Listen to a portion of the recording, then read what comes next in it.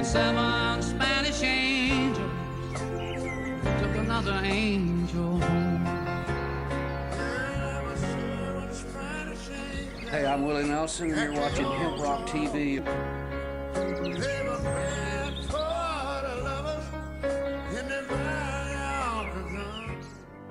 We don't run, and we don't compromise, we don't quit, we never do. Howdy, folks. This is Master Sergeant Tony Vance, the voice of Freedom's Voice. Tonight, let's talk about misplaced anger. The supposed anger of the Trumpites is nothing more than the anger at the growth of the American people and the electorate, and the loss of what I call overt racism. Right? Nowadays, even though we've seen overt racism on the news and all that kind of stuff, a lot of people just hide their racism nowadays because they know it's not acceptable. You know, my wife's brother lived down by Findlay Market in old Cincinnati. She once, in the 50s, witnessed him lower a bucket on a rope down to the street and heard him order a local African-American kid to get him a bucket of beer from the local bar using the language of the time. Nowadays, it would not be surprising if the brother got shot for his treatment of the African-American kid. This kind of treatment is no longer acceptable. But for them, for the Trumpites, for these people that are so angry, it is a sign of their loss of power. You know, this is why they're angry. They're being outnumbered by woke people or people who choose to deal in reality instead of conspiracy theories and all this crap. You can't do that kind of stuff anymore. And that's what they're angry about. You know? It's an implied loss of power. And that, coupled with the realization that you're not superior anymore, feeds an anger that is a racist holdover from the beginnings of America.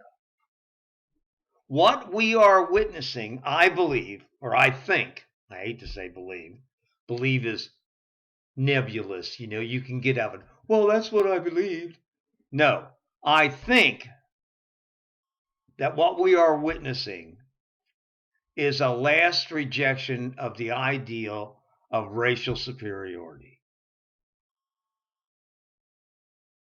The majority of people in the country reject that idea.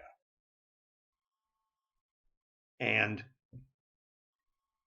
you know, those who don't are on the outside nowadays instead of on the inside. And their leaders know it, or they wouldn't have passed more than 400 voter suppression bills all across the country to keep black people and brown people and poor people and people who might vote Democratic from voting.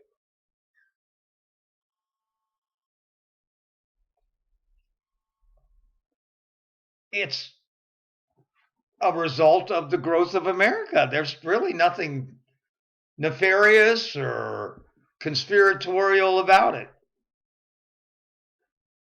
We have a black female vice president. You know that's got to make them mad. And all the ginned up craziness that they talk about these people.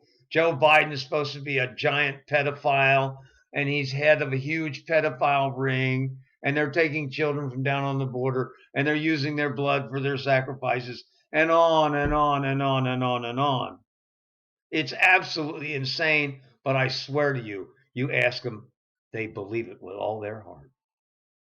53, in a recent poll, 53% of Americans did not believe Joe Biden legitimately won the election.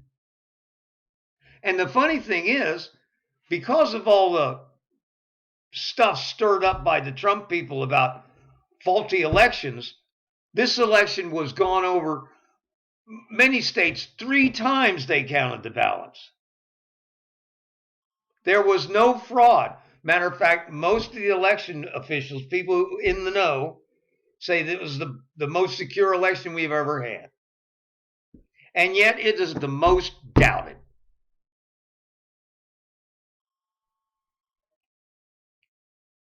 Doubted by people who lost the election and can't accept it. Doubted by people who are in the minority and are about to lose power completely and can't accept it.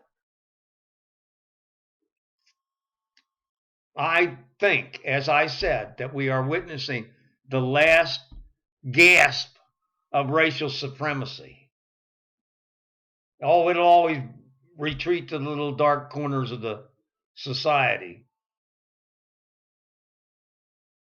But America is totally rejecting the idea of racial superiority. We're growing up.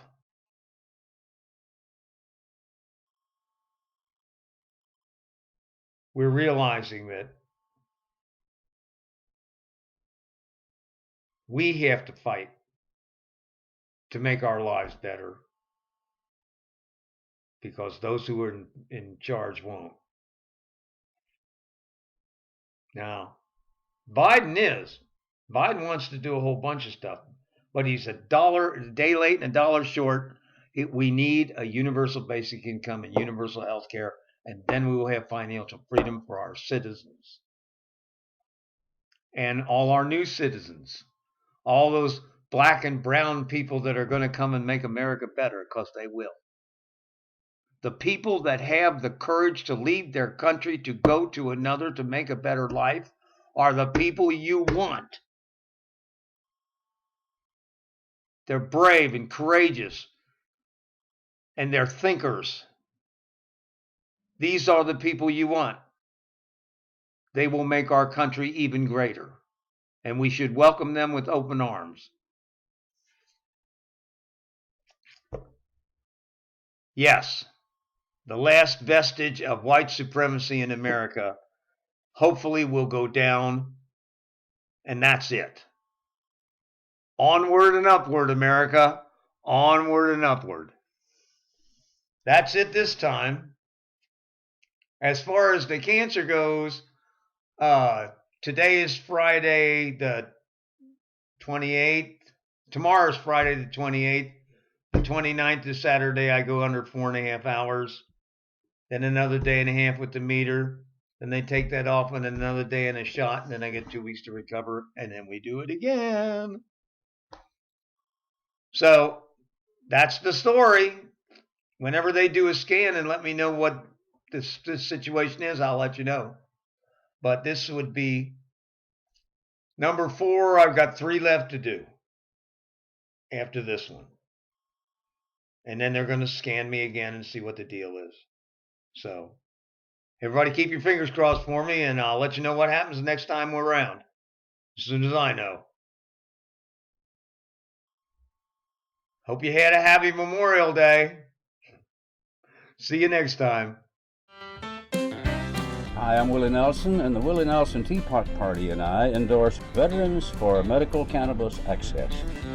Just roll me up and smoke me when I die.